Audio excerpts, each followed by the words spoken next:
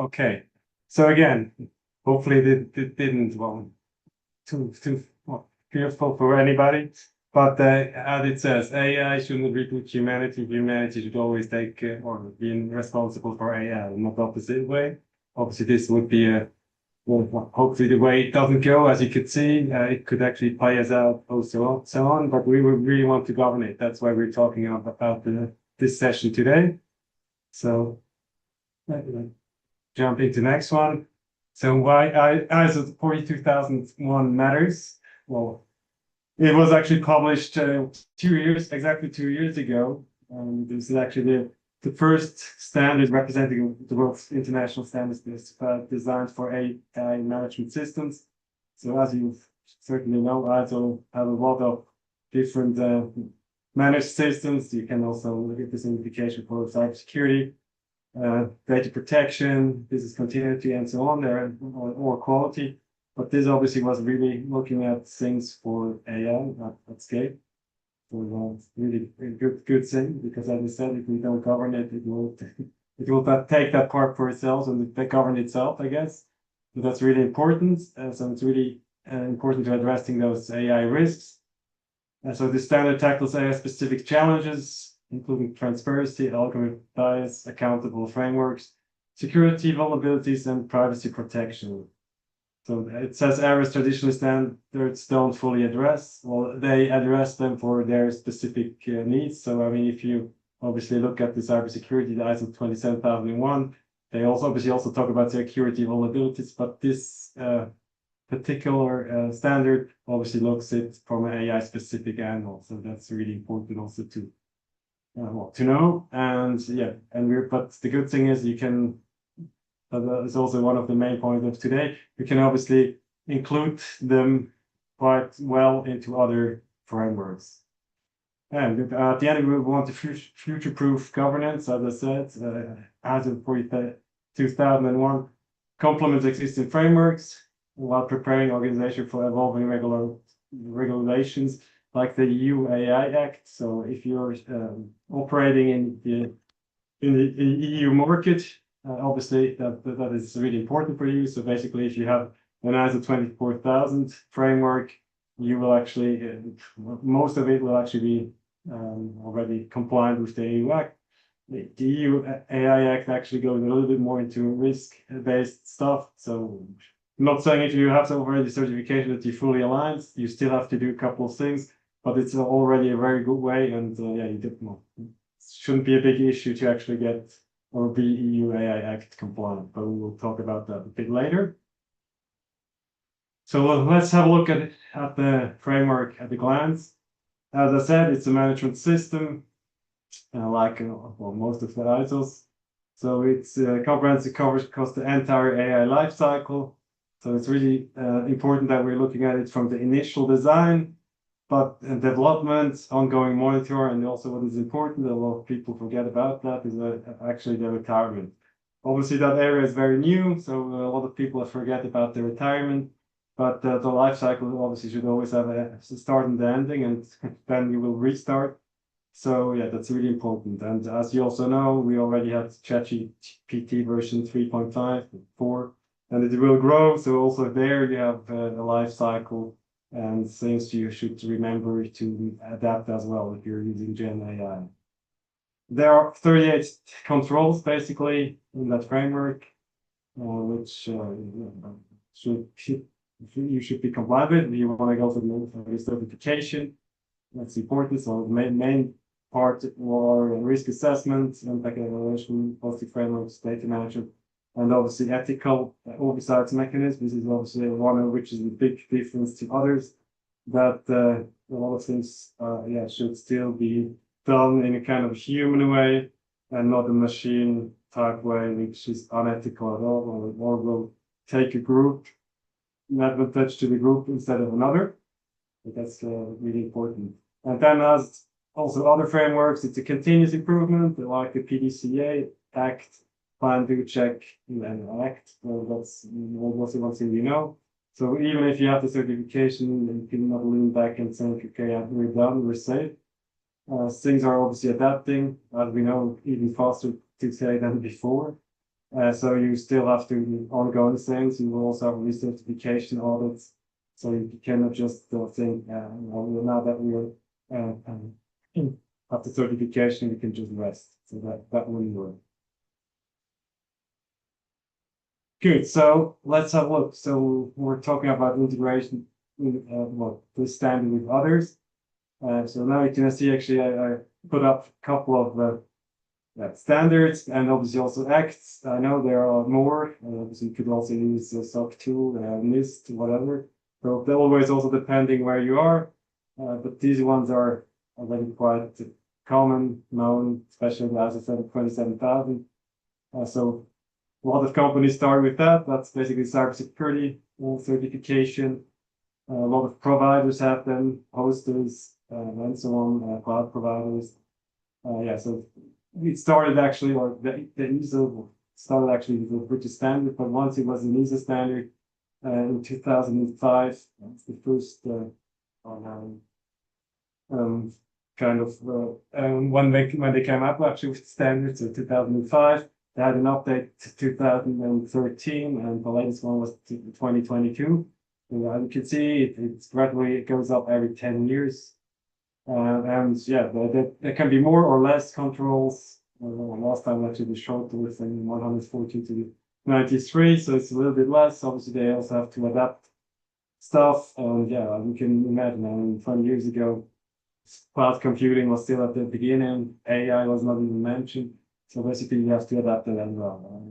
There are obviously a lot of things which were included in that one: infrastructure, data, assets, operational environments. But now, obviously, you have to have a look at it with the new, as it 43,001, and you have to make everything about more AI specific. But they match in a lot of parts. You will see that later on. You can obviously also match it with ISO 27701, the so-called PIMS, Privacy Information Management System. So here's it's all about privacy, data protection, privacy. That area, it is actually included in the 27,000 series, so that's why you can see it's in 701. So on top of your ISO 27001 certification, you can also get the additional certification if data protection is really a big priority on yourself. And obviously, now with AI, that also generates a lot of data. Some of it can obviously also be very confidential and personal as well. So you always have to think what actually the AI is kind of data it's producing, and maybe you should also secure it in that way. Then we have ISO 22301, the business continuity management system. Again, here we're talking more about bigger disruptions in systems. Obviously, in the old day, when we didn't have clouds, that was obviously a major thing, because obviously you had to know how quickly you could rebuild a system. And also doing bigger exercise in your server room. But yeah, with cloud, obviously, a lot of things are easier, or at least to outsource it basically to the provider. But nevertheless, there are obviously with the AI system, it's the same thing. You should also know how quickly you can reboot or reinstall your AI system, and also look at the supply chain, the providers, and so on. So you should know how quickly you can be actually back to speed if this is an issue. Maybe you could also get the certification of 22,301 first, and then and obviously also combine it with AI as well.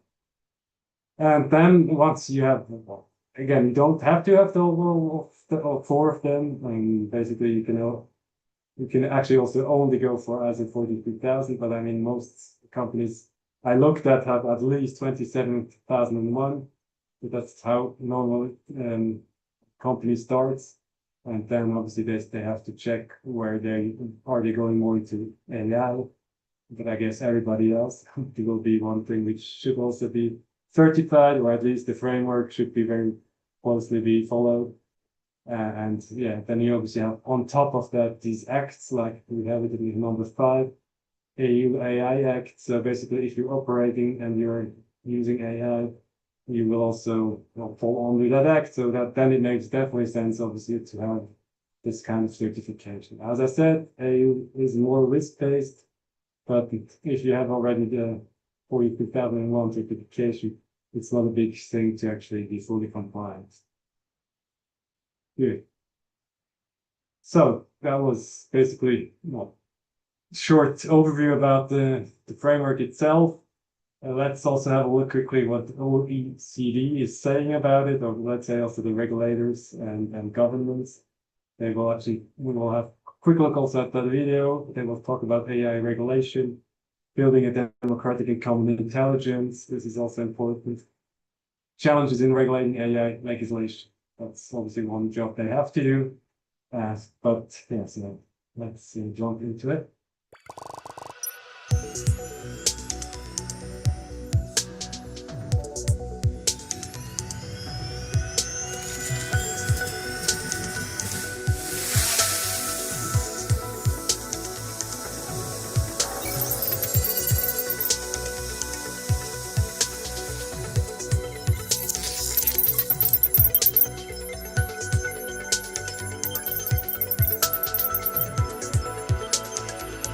The use of technology, including AI, for a whole range of things that can improve our lives, I think is fundamental. But you have to get the balance between, if you like, risk and opportunity right. What we don't have to have is a sort of knee-jerk reaction where all technology is bad. On the other hand, what we do need is international understanding and cooperation on what needs to be done in the whole field of AI governance and regulation. We need to understand what ethical underpinning we need to have, and we also need to understand what kind of proportionate regulation is needed in all of this.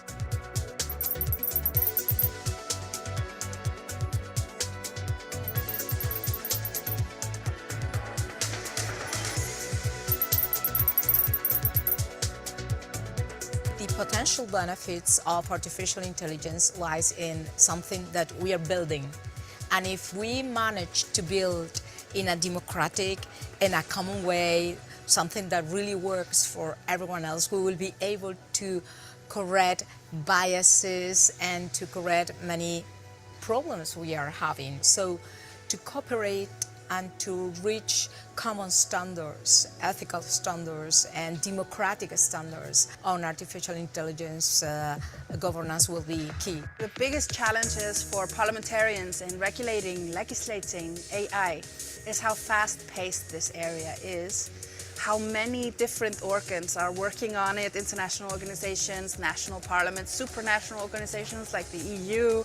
We all have different rules of procedure, different working methods, different languages even, and this all somehow needs to converge in something that can respond to a very rapidly changing project.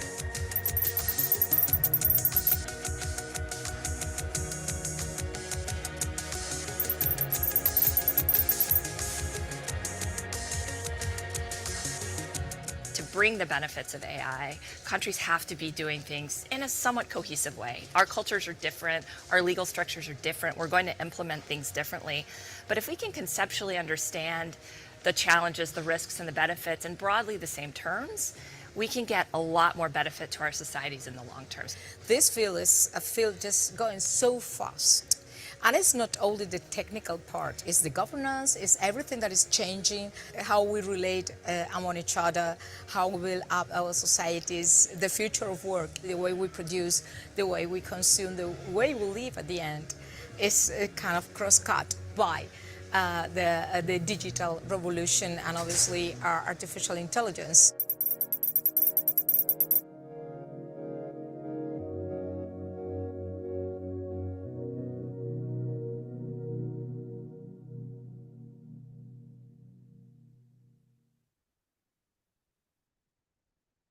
Okay, yeah, so good thing at least that they're thinking about it. Obviously, it's a global problem. We cannot just have boundaries after every country, basically, or even city.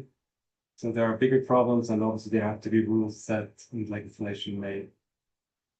So now we're coming more to a practical part. So I mean, once you are there and you think, okay, let's define or do an MS. So you basically need the scope first. So always, first of all, you need the standard at hand and define the scope. With organization AI strategy, but this is something very similar to other management systems. So basically, if you already have cybersecurity in place and you went through the whole certification, it will be quite a similar kind of task. Basically, you really need a strategy for that, and obviously, there are a couple of things written in the clauses 4.1, 4.1, but those are all the requirements. Then basically you need a gap analysis. So if you already have existing frameworks like ISO 27000, obviously you can check those controls obviously also against the ISO 24001 requirements or even the EU AI Act as well. So that gives you already kind of a quicker into the whole thing. And you will always, and you have also one tool maybe, so that makes things also easier. And in order to also wants to see it, really want to see the pros kind of framework. So if you confirm the pros, so that will also help. That brings me to the next point, mapping AI specific risks. So obviously, if you have, hopefully you have already kind of a risk matrix. So you should obviously also add AI risks as a kind of a separate risk category. But hopefully you already have other like cyber risks, data breach risks, and also discontinuity risks if we're still using those kinds of frameworks, which we'll have to quick look at. So that will obviously help. But obviously there are some very AI specific ones, algorithmic bias, algorithms affect data poisoning. Those kinds of risks are definitely very much AI specific, and those should also be worked out in a proper and unique way.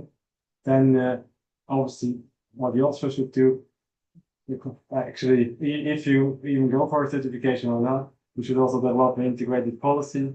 I always compare it to things when we actually started with the whole internet. Which companies also have to set up kind of a policy how people or users are actually using the internet. It should always be ethical in what they're looking at. They should not use any kind of game websites or even worse. So you should also do a similar, obviously for AI. So they should address AI ethics, and obviously also the security around it, privacy protection, as I said before. So that's really important, and that's one thing you should set up. And even if you don't go for the certification, it's not included. So that's not really the way how you start. So if we go further, we can actually look at the similarities, there's different kinds of standards. So as we looked at those scores, I also quickly put them on the slide. And basically, you have several domains, which you have for all of them. Risk management, asset management, incident management, governance, and third-party management. Obviously, it's the first one is always AI specific. So you look at the specific risks, as we quickly talked on the last slide. Obviously, the assets are more the AI models and data. The incidents will be AI anomaly and bias. What's really important, and the governance. We normally start very ethical policies. That's what we also talked before. And what is also important are the AI vendor compliance. Basically, if you're obviously not building your full own AI tool, you will be dependent on a vendor. And then you also need some compliance there, which should be clearly stated. So that's really important. Similar what we have already for some while now. So if you look at the information security, obviously you have the information security risks. Here it sets all assets, obviously mostly digital, but nevertheless you also have like physical security, so buildings where your data is also located. And then obviously you have security incidents, like we said, security policy. Here you can actually also describe in all policies, not just for security. What is always nice is also kind of a racing matrix, so it's clear to set the tone where who is responsible for what. And it's also one thing. And then for third parties, normally what we do there is this town, so technical and organizational measures. which is also important. So the third party should at least have a kind of a certain security standard. Otherwise, we won't cooperate with them. Even better if they have actually also certification, then you know that they take security seriously. Similar for the whole privacy part of data protection. So obviously you have privacy risks, personal identified information assets, which obviously really have to be protected. And obviously the incidents are data breaches. And also here you need privacy policy. Are you handling it? And normally, if you are also working with third parties, you have a data processing agreement, which is also important that they have to fulfill. For the business continuity, we have obviously business risks. Here is normally you're talking about the downtime of certain resources or critical resources. You have to know how quickly they have to be up and running. And normally that's also when you have an incident, you have a business disruption. How quickly is it back online? How quickly are you generating revenue? Governance is continuous policy, and then in third party, here is also important that you have a supplier continuity, meaning that if maybe a supplier is falling out or I don't know, has problems, you should maybe also look at different suppliers. That's the first thing. And the other thing, obviously, that you have to, that you can quickly move from them because, if we see, because they obviously also have, if you took the dependent on supplier, a lot of things could go really wrong, as we saw in a couple of example lately. So that's similarities. Then we have the real control mapping. I know you only see three here. The business continuity one is missing. You could also put it in, but I want make it easier. I added these three. So basically here you also have the domains again, roles and responsibility as I said before. For ISO, it's in the A3.2 control. And for security is 8.6.1.1. And for the privacy it's 5.3.1 to 3.4. So here it's really important to define the roles. As I say, RACI matrix always helps. So you can see the dependencies it's even better. Let's say for information security roles, normally what you have, you put down the whole, basically the IT departments and CIO, CTO, and also data protection officer, legal, CEO, CISO, if you have one, IT security departments, operational departments, so DevOps, and so on. So, and then you can also check their responsibility. So you can really easily see who's responsible for what. Like it always helps. Then you have data governance. You can also see that you have it in all three. AI is data quality for training. For security, it's data handling and data classification. And privacy by design, privacy by default is also one. So how to really governance the data. Assets, for AI is the model itself.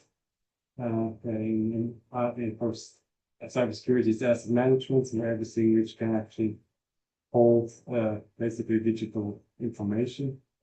And privacy protection, obviously, how will you protect obviously your data? And that's also an important part. From transparency, that's definitely an important one for AI for user mainly. So, and obviously also for clients, I would say, and that you really should also share what the AI is doing and what kind of data will be shown, used, and so on. So that's important. For cybersecurity, it's more awareness. So you have to, all the users should at least a couple of trainings per year so that they know about the newest cybersecurity threats. And for data protection, privacy statements, and it's also important that they know that they should also sign something, and those stuff helps as well. Incident management, AI specific incidents, obviously security incidents and privacy breaches here it's always nice if you can actually add all of them into your incident management system tool, whatever you're using, and use different kind of categories, because that helps. You should not reinvent the wheel each time. So that's yeah, it's a good thing if you can do that. And then supply chain, we also heard a couple of times before. So supplier AI compliance, that's important, as we said. If you're dependent on any supplier, you should also check the compliance. Same thing with supplier and security terms. Yeah. Do they follow also a couple of frameworks or not? And or data protectors process requirements. So if obviously you have the supply chains or processing any kind of data, they should also have a certain baseline so that you can actually sleep well at night as well. So, and then you can actually go further to the certification and audit synergies. So hopefully now you're a bit familiar with frameworks. So a lot of us are obviously following the 70,021 audit process. But as we said in the beginning, if you're already certified, then you know how this kind of frameworks work. Normally you have two stages. Stage one, readiness. Stage two, effectiveness. So first of all, in the readiness, you have to bring basically your enterprise up to speed, meaning that you have to design and document the workflows, processes, and then also create maybe new teams around AI to really have that settled. And then in stage two, the effectiveness, obviously you will test if those workflows actually also work.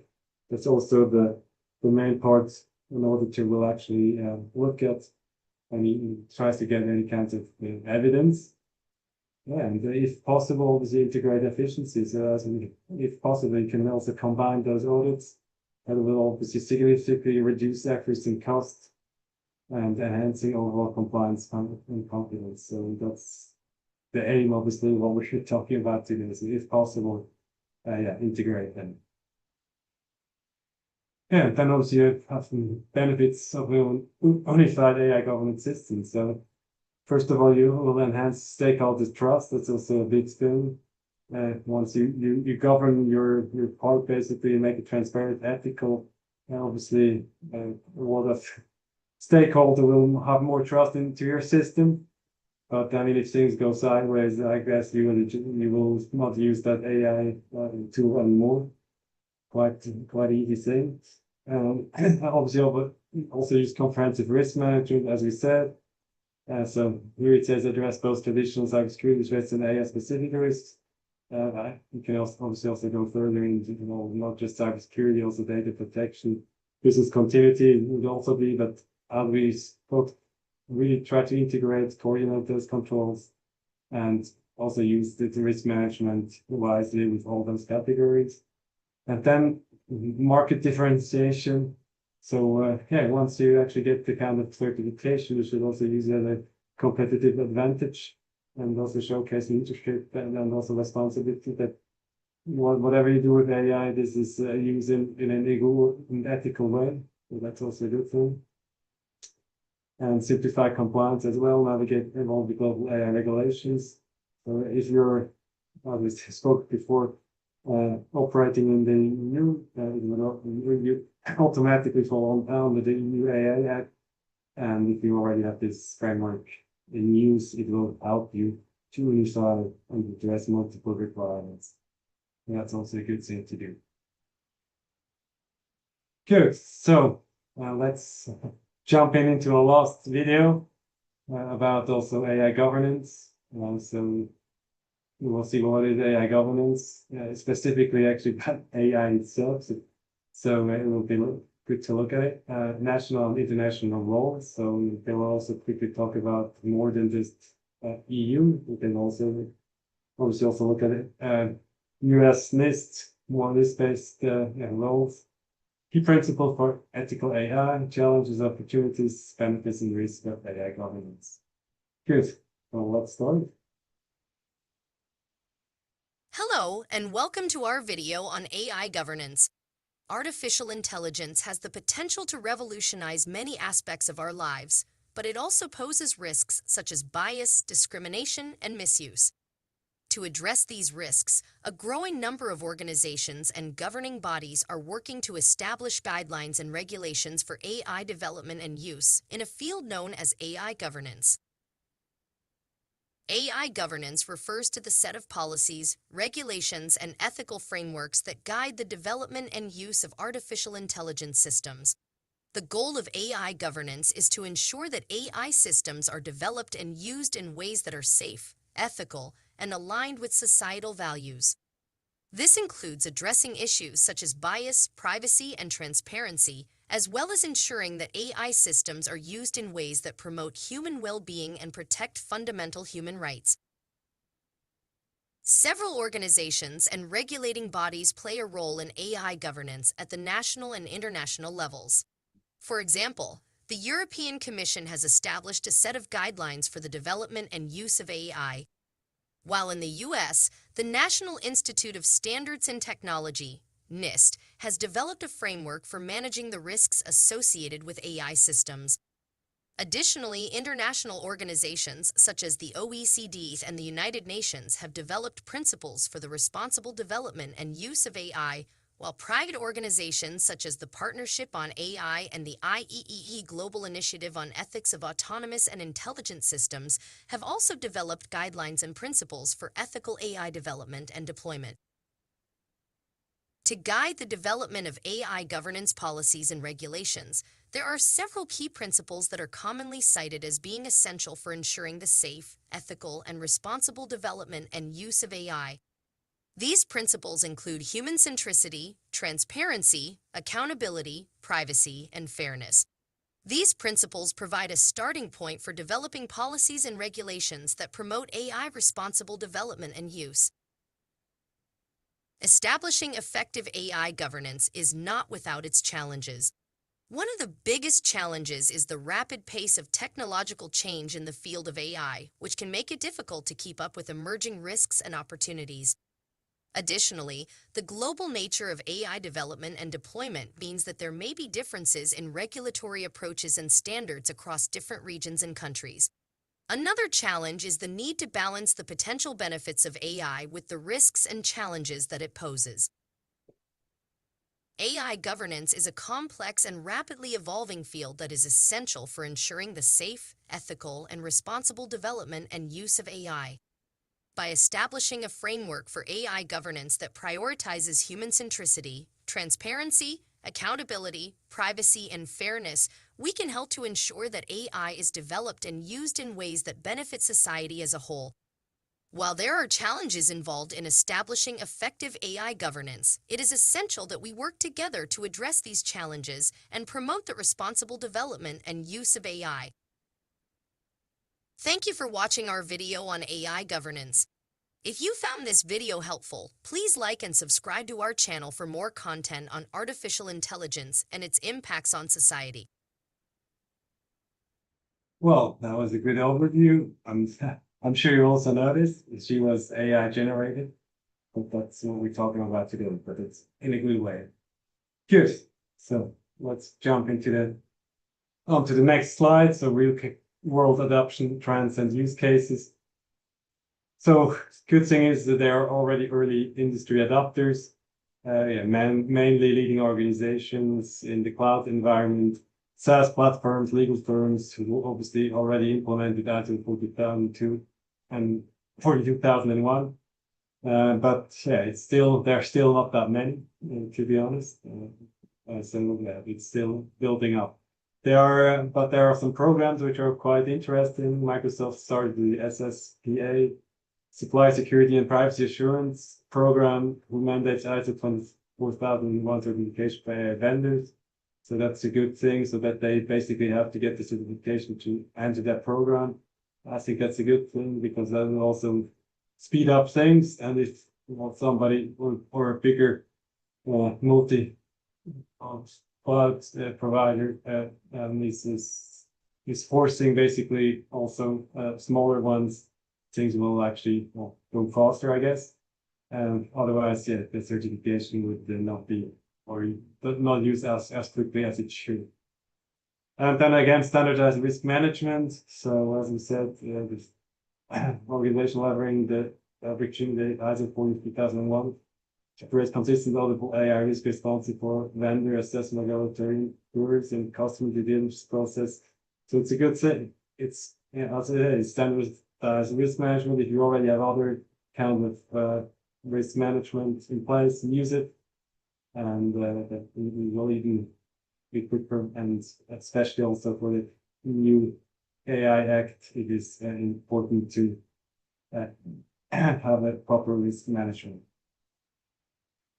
Good. So now we're looking also at some tools. I only put in here 2 tools. Unfortunately, I don't have shares for them, but nevertheless, I will present them to you. I know there are way more out there, but yeah, in terms of time, I can't show all of them. But those 2 I also quickly wanted to share with you. So it's lattice flow and Gnostic. Yes, if you look first at the lattice flow on the left side, it's an overall dashboard of AI environments. It's, in my opinion, it shows also quite quickly the total AI system which are in use for that specific enterprise, some use cases and current assessments. So basically, first you look at active critical risks on the top left. So they have private data leakage in customer support. So that's a chat. It's basically in a chat bot. It's an AI system, which is critical. Yeah, the second critical one, the hallucination risk in conversational agent. And that's, I guess, this is basically in the virtual shopping assistant. And then they have also one also in the knowledge assistant as well. So that's quite a nice overview. And then you can also quickly basically see what you have to actually mitigate or even update. And what is also quite nice is on the bottom left, the foundation models used. You can see they're using 5 different AI systems. So yeah, it's ChatGPT, Claude 3, so Google, Gemini, famous ones. But it's also they obviously, and they have also different kind of security risks. So that's at least good that it's shown here. Then you have the risk by use case, which is quite nice. So basically, why are the 2 first ones that red? So chatbots, you could see that they have a critical one, virtual shopping assistance, that is the knowledge assistant basically. And if you look on the left side, you can see that they have 2 critical ones, and that's why they're heavily red. Then you obviously have also FAQ automation, which is kind of medium content creation, which looks quite good, but surprisingly, apparently they have those risks under control.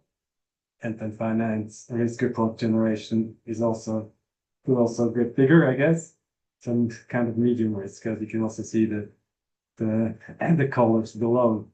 And what is also very nice, I haven't seen that often in tools, is the compliance progress. Basically, if you want to also go for any kind of compliance with a framework or the new AI Act, as you can see here, it shows how many persons you're already compliant with. So they basically compliant with the new AI Act, but they still have to do some work if they want to go through the ISO 42001. So I think that's also a good thing to know. And then on the other side, we have the Gnostic one. So discovering AI tools and shadow AI tools, that's also quite important. Because obviously, like we had it before with shadow IT, if people are using AI, IT should know at least. And here you can see that the total AI tools are 274, which is quite a lot. Some of them were sanctioned, but the risk score is very high. So you can see some of those tools are reviewed, blocked, assessed. And the nice part is also you can see how many users are actually using it. So if you look at the most used, it would be ChatGPT Plus, 523. A good thing that it's assessed. And the next one is GitHub Copilot, 311, which is another tool. So yeah, good thing, good, nice overview, which will be more and more important, I guess, for out to departments. Otherwise, you don't know what people are using, and then you also don't know how good those tools are. So that's really important, and that will be increased, I guess, in future, and things which we have to implement towards our cyber, well, also cyber threat, I guess, compliance part, would, because as you can see now, we're already talking in between, it's AI related, and obviously security concerns. So and obviously if they also data involved which are confidential, you also need data protection to it. So that's why these parts make really sense to actually mix them together and bring those frameworks and use them in an integrated way. Good. Yeah, so again, building the future of responsible AI, that's definitely essential. So it's really essential to have a governance layer. So not just to use this AI and not to know about who is using it, what kind of solutions, who is doing what, where there's some leaks, even are people even sharing confidential data and so on. So it's really important to have the AI specific governance. Even better if you complement them with security, privacy, and continuity frameworks. And then it's really good if you have comprehensive integration with other frameworks. If you're already certified, even better. That will actually create a robust auditable management system on top. So even if you don't offer a certification for any reason, maybe it's too expensive, I would heavily suggest you follow a standard. That always helps. Then also to have a clear implementation path. We have a look at it. So beginning with a clear scope, as soon the gap analysis, then build your unified system incrementally. That's really important. Yeah, just don't think you can actually build Rome in a day, basically. It will take time.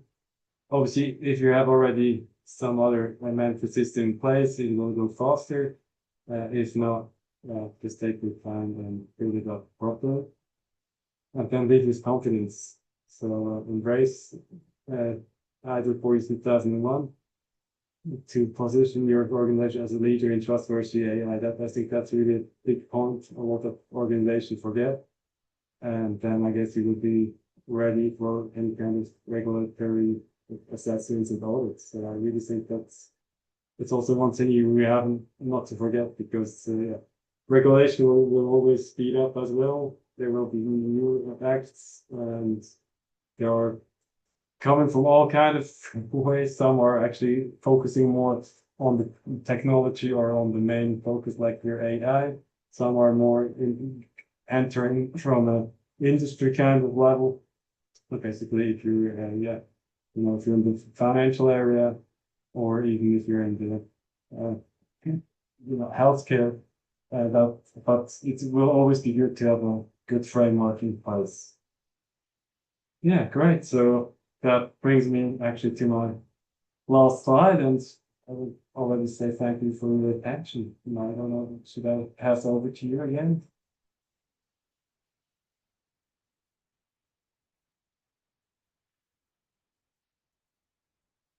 And we'll have some questions, Barry. Yes, thank you so much, Alexandra. It was absolutely, with the, of course, the examples of the videos and stuff. I'm sure that everyone must have felt a similar way. Like it was a very unique way to, just like show around the whole presentation. So yeah, we do have a questions here. And the first one is from Manish. If as GRC Pro, how to implement AI governance in company? Is there any process, and what is another challenge or impact on job profile there? Well, so if you want to implement it in a company, as we said, normally you start with the slide I showed before, where you obviously first of all have to also persuade, I guess, management as well. But once they decided to go for a certification or for a standard, you have obviously to come up with strategy, scope, gap analysis, as I said, and go through all the controls. We have those different stages, stage 1, stage 2, and then an internal audit first, obviously, before the external is coming. check if you have everything ready, and then can the external audit will come, and I guess you will pass the audit. In terms of if you need more manpower, basically, that's yeah, I would say if you already have a team around which implemented those kinds of frameworks, even if they are in security, I guess you could also give them some development skills more into AI, I guess, and then I still think it's possible to go through instead of really looking out there for new hiring. I mean, if you can do as well, I'm not saying that's not a possibility, but we know that talents are rare out there, and yeah, if you can actually build kind of a compliance team around more than just one specific certification, I think that's also a key thing you could do, and I think I'm sure those users or full-time employees will also embrace these kind of new challenges. Amazing. That was very insightful. And yes, I hope that answered your question, Manish. Moving on to the next one. In AIMS implementation, out of 38 structural controls, how many can be included in a statement of applicability, if not included in the scope? Yeah, well, that, well, how can I say? It's not such an easy, I can say, cannot give here is just a straight answer, because it really also depends on the AI solution you're using. So if you really to look at the statement of applicability, I get, yeah, well, I guess it would that again, if you also build your own, it's also different than if you're actually using one. But yeah, use this mapping. I would still go for, what is it?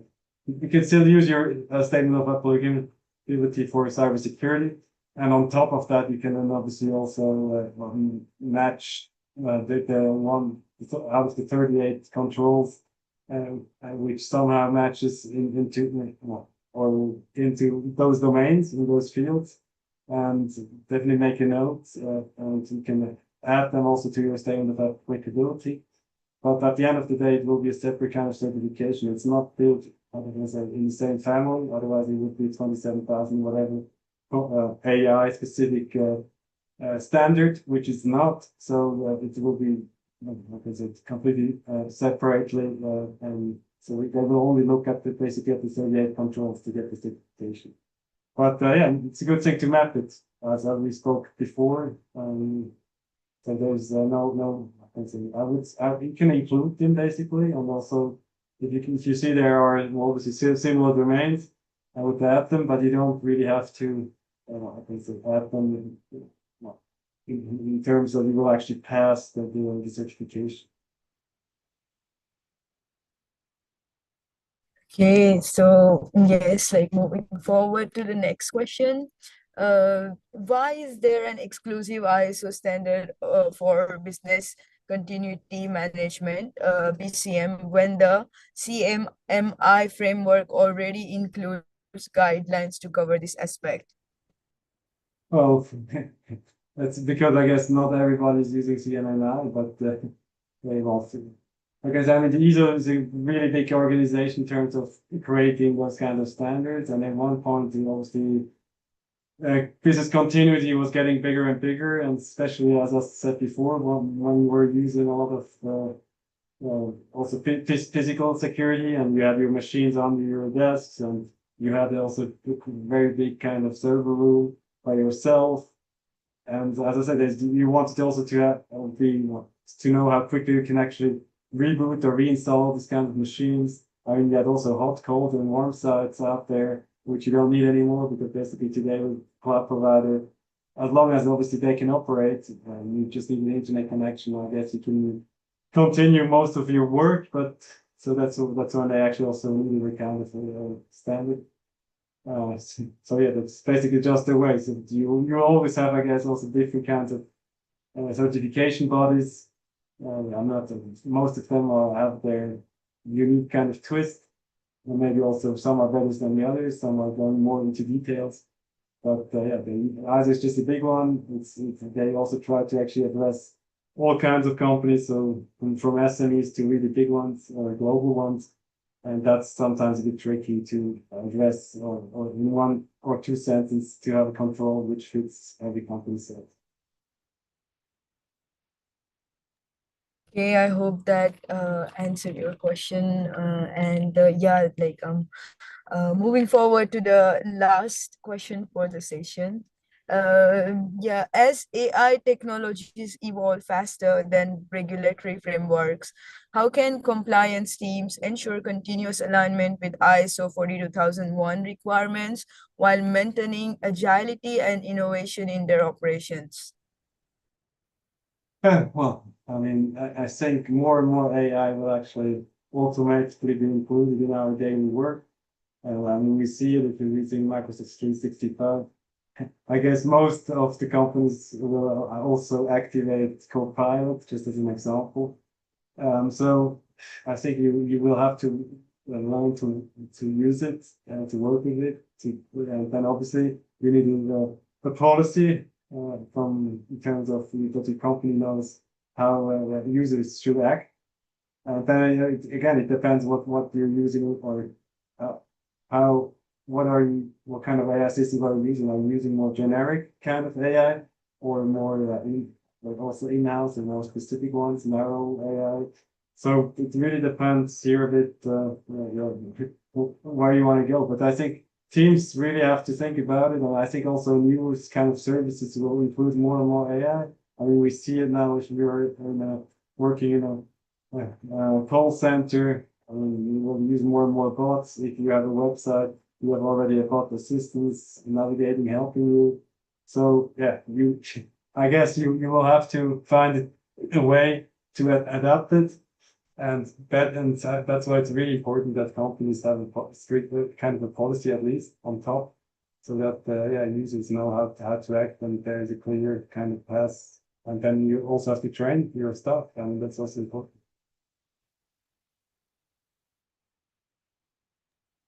Oh, that was absolutely insightful. And yeah, I'm sure like every one of us is like absolutely feeling pleased for, your insightful session.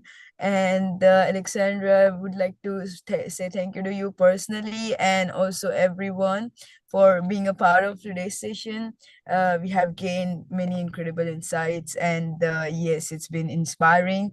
And now, before we wrap up, I would like to hear your final thoughts, any closing message if you would like to leave with us from today's session.